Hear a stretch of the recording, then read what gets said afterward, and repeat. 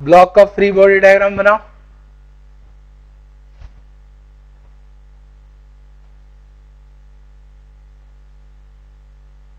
ठीक है, अब इस ब्लॉक पर कौन कौन से फोर्सेस लग रहे हैं ये दिखाओ। राइट, तो दो ही फोर्स है, एक इसका वेट और दूसरा है नॉर्मल रिएक्शन। वेट तो लगेगा नीचे की तरफ,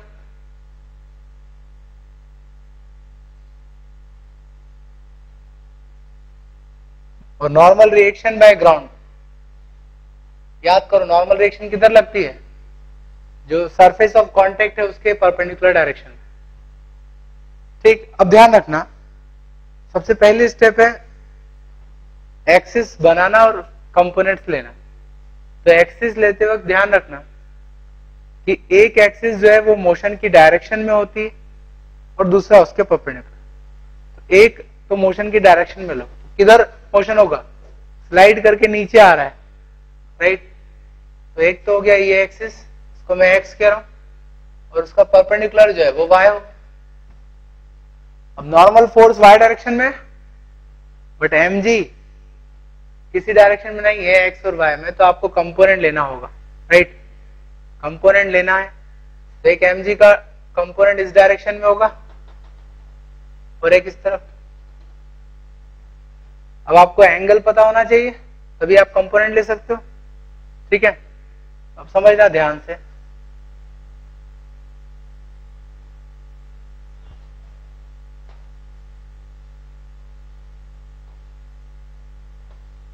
ये एंगल दिया है थीटा। ठीक है, वेट लग रहा है नीचे की तरफ इस डायरेक्शन में। राइट, हमें ये एंगल चाहिए,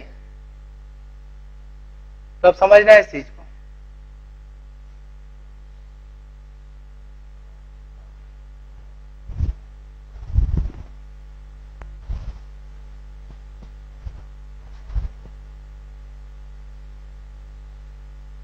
ये एंगल थीटा है। ठीक है, वेट नीचे की तरफ लग रहा है। वेट का इस नॉर्मल के साथ जो एंगल बन रहा है वो हमें पता करना है। राइट, समझना, ये थीटा, ये नॉर्मल मतलब ये 90 डिग्री। ठीक है, ये भी 90 डिग्री है, ये होगा 90 माइनस थीटा। ठीक, और ये अगर 90 माइनस थीटा है तो उस केस में ये जो एंगल बनेगा ये हो जाएगा थीटा। मतलब जो वेट है mg ये इस नॉर्मल के साथ थीटा एंगल बना रहा है। या अगर इसमें समझने में तकलीफ है तो इसको ऐसे सोचो, ब्लॉक अगर ग्राउंड पर रहता, ठीक है, तो नॉर्मल फोर्स इधर। अब अगर हम प्लेन को ऐसे उठाएंगे, इंक्लाइन करेंगे, तो जितने एंगल से इंक्लाइन करेंगे सीधी सी बात है जो नॉर्मल है वो उतने एंगल से टर्न कर जाएगा। तो अगर हमने इसको थीटा से घुमाया तो ये नॉर्मल भी थीटा से घूम जाएगा। तो अगर इंक्लाइंड प्लेन को ऐसे टर्न करोगे तो ब्लॉक भी टर्न होगा, नॉर्मल भी उतने एंगल से टर्न हो जाएगा। दैट मीन्स मैं कह सकता हूं कि जो नॉर्मल फोर्स है वो वर्टिकल से थीटा एंगल बना रहा है, तो उस केस में ये भी थीटा होगा। तो mg इस नॉर्मल फोर्स के साथ थीटा एंगल बना रहा है, नॉर्मल जो डायरेक्शन है। तो mg के दो कंपोनेंट होंगे, इस तरफ होगा mg cos थीटा और इस तरफ होगा mg sin थीटा। ठीक है,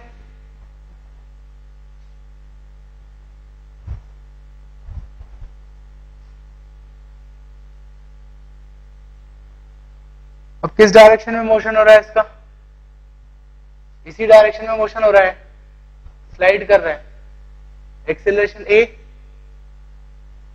राइट, तो force is equal to mass into acceleration. Force है mg sin theta, so acceleration हो गया g sin थीटा। तो अगर स्मूथ सरफेस पर रखा जाए ब्लॉक को तो g sin थीटा से स्लाइड करेगा और इस डायरेक्शन में, वाई डायरेक्शन में फोर्स 0 होना चाहिए। तो n कितना हो जाएगा, mg cos थीटा के बराबर। जो नॉर्मल फोर्स है वो mg cos थीटा के बराबर। वेट के कंपोनेंट इंक्लाइंड प्लेन की डायरेक्शन में mg cos theta, mg sin theta, और उसके परपेंडिकुलर जो है वो mg cos थीटा है। ठीक है,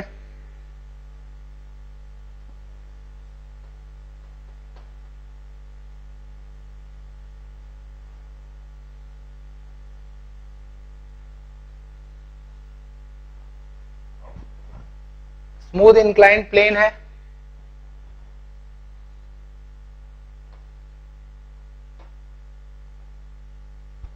ओरिजिन से थीटा एंगल बना रहा है, इंक्लाइंड प्लेन, स्मूथ प्लेन है, इस पर एक ब्लॉक रखा है, मास m। स्मूथ सरफेस पर ब्लॉक रखोगे तो ब्लॉक तुरंत स्लाइड करके नीचे आएगा। तो ब्लॉक को इक्विलिब्रियम में रखने के लिए हम इस पर फोर्स लगा रहे हैं इस तरह से, F हॉरिजॉन्टल डायरेक्शन में फोर्स लगा रहे हैं इसको सपोर्ट करने के लिए। ठीक है, तो रुक सकता है। So what force F is required to balance the block on the plane? What force F is required to balance the block on the plane? इसका फ्री बॉडी डायग्राम बनाओ। ठीक है,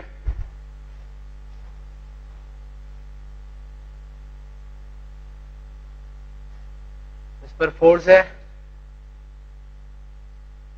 mg इधर और F, और इसके अलावा एक नॉर्मल फोर्स लग रहा है। ठीक है, नॉर्मल फोर्स इस डायरेक्शन में। अब समझना, ये इक्विलिब्रियम में है, और इक्विलिब्रियम में आप जैसा चाहो उस तरफ एक्सिस बना सकते हो। जब मोशन होता है तो उस केस में एक एक्सिस मोशन की डायरेक्शन में लेनी होती है। इक्विलिब्रियम है तो क्या करता हूं मैं, इन्हीं को एक्सिस बनाता हूं, हॉरिजॉन्टल लाइन को x और वर्टिकल को y। तो ये फोर्स तो x डायरेक्शन में ही है और वेट है y डायरेक्शन में, बचा नॉर्मल फोर्स। समझना, नॉर्मल फोर्स वर्टिकल से थीटा एंगल बनाएगा, अभी थोड़ी देर पहले हमने प्रूव किया था। तो n का एक कंपोनेंट ऊपर होगा n cos थीटा, और एक कंपोनेंट इस तरफ होगा n sin थीटा। इक्विलिब्रियम में है तो n cos थीटा बैलेंस करेगा वेट को, और n sin थीटा जो है वो F के बराबर होना चाहिए, तभी इक्विलिब्रियम में होगा। राइट, तो रेशियो ले लो, F by mg is equal to tan theta, F is equal to mg tan theta. तो इतना फोर्स लगाना पड़ेगा आपको हॉरिजॉन्टल डायरेक्शन में इसको बैलेंस करने के।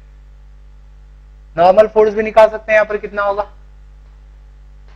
इस पर्टिकुलर कंडीशन में नॉर्मल फोर्स होगा mg by cos थीटा। ठीक है ना, mg sec थीटा। एक और एग्जांपल लेते हैं ऐसे।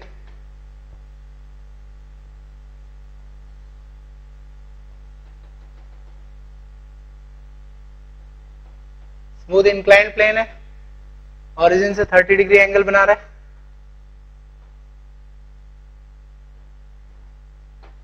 ब्लॉक है मास 2 kg का। ठीक है, इस पर एक फोर्स इस डायरेक्शन में लगा रहे हैं F।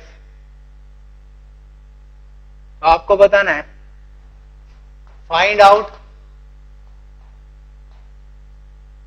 Acceleration of block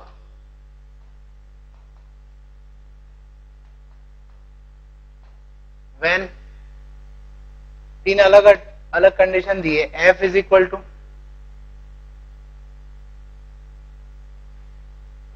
40 newton, F is equal to 5 newton. ठीक है, F is equal to 10 newton. तो इन तीन अलग अलग कंडीशन में एक्सीलरेशन बताना है ब्लॉक। इस प्रॉब्लम में तो फ्री बॉडी डायग्राम बनाओ। एक तो फोर्स लग रहा है F, इसके अलावा mg वेट, उसका एक कंपोनेंट mg sin थीटा इस तरफ, ठीक है ना। डेफिनेटली मोशन तो इस तरफ ही होगा, बाकी कंपोनेंट्स को छोड़ दो अभी। तो mg sin थीटा नीचे लग रहा है, F आगे लग रहा है।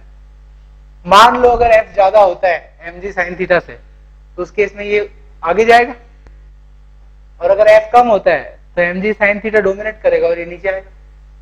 मान लो अगर ये ऊपर जा रहा है, इसका एक्सीलरेशन है, तो एक्सीलरेशन की डायरेक्शन में नेट फोर्स कितना होगा, F minus mg sin theta, that is equal to mass into acceleration, ठीक है ना।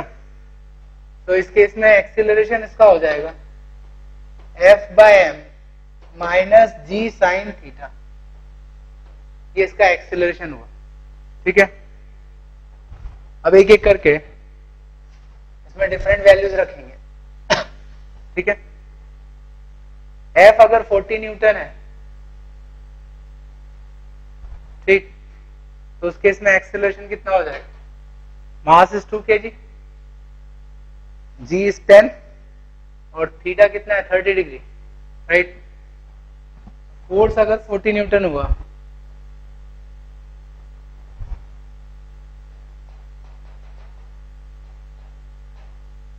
तो एक्सीलरेशन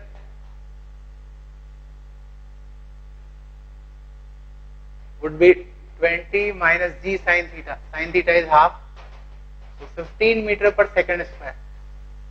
इसी डायरेक्शन में एक्सेलरेट करेगा with 15 metre per second square. Second case में फोर्स कितना है 5 न्यूटन, ठीक है। अगर 5 न्यूटन फोर्स है तो एक्सेलरेशन क्या होगा, 5/4 minus g sine theta, 5/2, mass is 2, so minus 2.5 metre per second square. Minus का मतलब क्या है समझना, हमने डायरेक्शन इस तरफ लिया था, लेकिन माइनस साइन आया, माइनस का मतलब अपोजिट, मतलब एक्सेलरेशन नीचे की तरफ हो। तो कभी भी अगर आप कुछ कंसीडर करते हो, मानते हो किसी डायरेक्शन को, एज्यूम करते हो, और अगर माइनस साइन आता है रिजल्ट में, मतलब डायरेक्शन जस्ट अपोजिट होगी, राइट। तो एक्सीलरेशन माइनस मतलब नीचे 2.5 मीटर पर सेकंड स्क्वायर।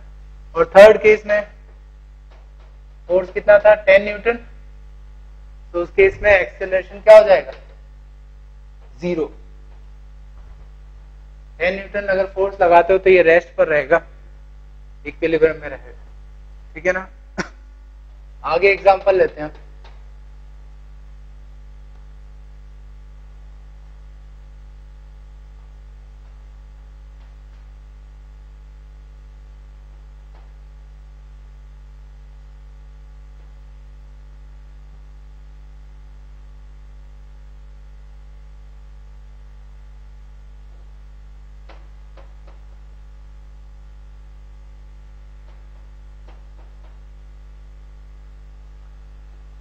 ध्यान से समझना, दो ब्लॉक हैं ए और बी, दोनों को कॉमन थ्रेड से जोड़ा है, and thread is passing over smooth and light pulley, ठीक है।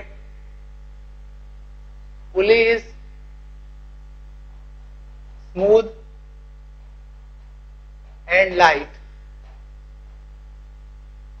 ठीक है। और जो थ्रेड है, थ्रेड इज ऑल्सो लाइट। समझना, आपको प्रॉब्लम में ये कंडीशन दी रहेगी कि पुली मासलेस है और स्मूथ और थ्रेड भी लाइट, तो उस केस में इनका एक्सीलरेशन बताना है, find out their acceleration, right. सबसे पहले तो इन कंडीशंस को हम समझ लें। देखो समझना, पुली अगर स्मूथ है तो स्मूथ होने का मतलब क्या है समझना, जैसे थ्रेड इस तरह से पास कर रहे हैं, डेफिनेटली 10 kg हैवी है, तो ये इस थ्रेड को नीचे खींचेगा और ये ऊपर जाएगा, तो थ्रेड इस तरह से नीचे जाएगा और ये थ्रेड ऊपर आएगा, तो इसके ऊपर से पास करेगा। अब इमेजिन करना, कोई फ्रिक्शन नहीं है, स्मूथ है, तो स्मूथ होने के कारण क्या होगा, थ्रेड जस्ट इसके ऊपर से पास करेगा इस तरह से, और पुली रोटेट नहीं करेगी, पुली नहीं घूमेगी, वो अपनी जगह पर जो है वो रेस्ट पर ही रहेगी। ठीक है, तो अगर पुली स्मूथ होती है तो उस केस में थ्रेड उस ऊपर से पास कर जाता है सीधा। ठीक है, और पुली का कोई मोशन नहीं होता। ठीक, देन पुली लाइट है, मासलेस है, इसका मीनिंग आप आगे समझोगे रोटेशन में। अगर मास होता है और मान लो अगर ये घूमती भी है फ्रिक्शन के कारण, तो इसका मोमेंट ऑफ इनर्शिया होगा और इसके मास को भी कंसीडर करना पड़ेगा, that is a different case. But अभी हम ये समझे कि अगर हमें दिया है पुली स्मूथ है और लाइट है, दैट मीन्स हमें क्या कंसीडर करना है, इसका मतलब ये हुआ that pulley does not rotate. ठीक है, and thread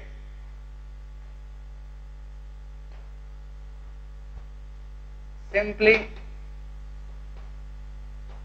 passes over the pulley।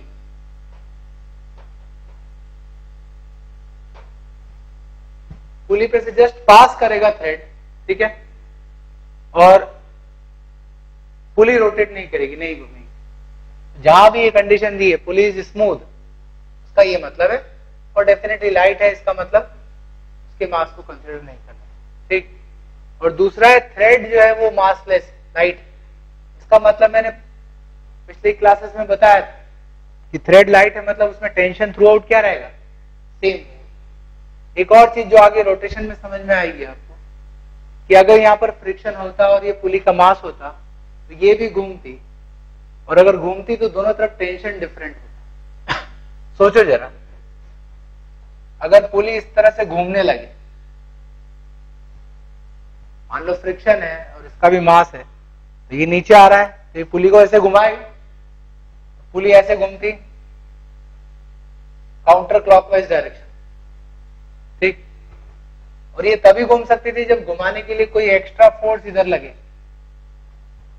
मतलब इस तरफ का टेंशन ज्यादा होगा इससे, तभी ये इस तरफ खींचेगा और घुमाएगा इसको। तो उस केस में टेंशन दोनों तरफ डिफरेंट होंगे, सेम नहीं होंगे।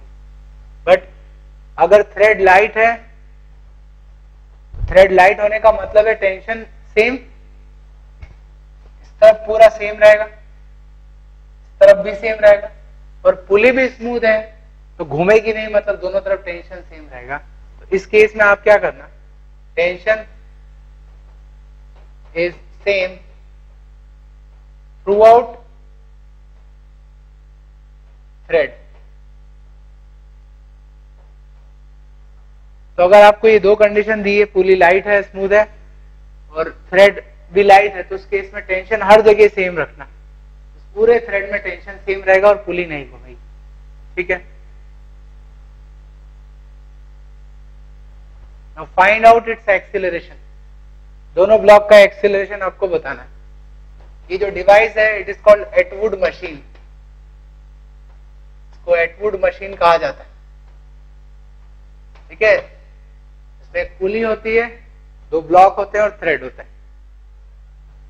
तो टेंशन तो पूरे थ्रेड में सेम रहेगा इस तरह की प्रॉब्लम्स में। ठीक है, टेंशन को मान लेते हैं टी। फ्री बॉडी डायग्राम बनाओ दोनों का, ए और बी का। ए का फ्री बॉडी डायग्राम बनाए, कौन से फोर्स लग रहे हैं, एक तो इसका वेट mg मतलब 10g नीचे, और टेंशन इसको ऊपर खींचेगा। अब आप ये मत समझना कि इसका वेट जो है वो इस टेंशन में ऐड हो जाएगा, ये सब चीजें नहीं है। थ्रेड जुड़ा है ब्लॉक ए से, तो थ्रेड का टेंशन ही फोर्स लगाएगा, उस तरफ क्या है इट डजंट मैटर। थ्रेड जुड़ा है तो थ्रेड इस पे फोर्स लगाएगा ऊपर की तरफ। ठीक है, थ्रेड इसको खींच रहा है ऊपर और वेट नीचे खींच रहा है, right.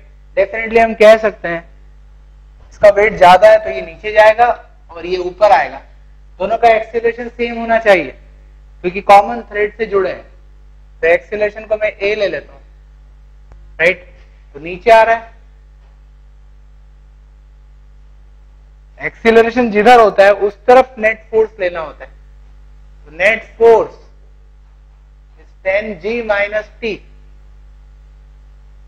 Is equal to mass into acceleration.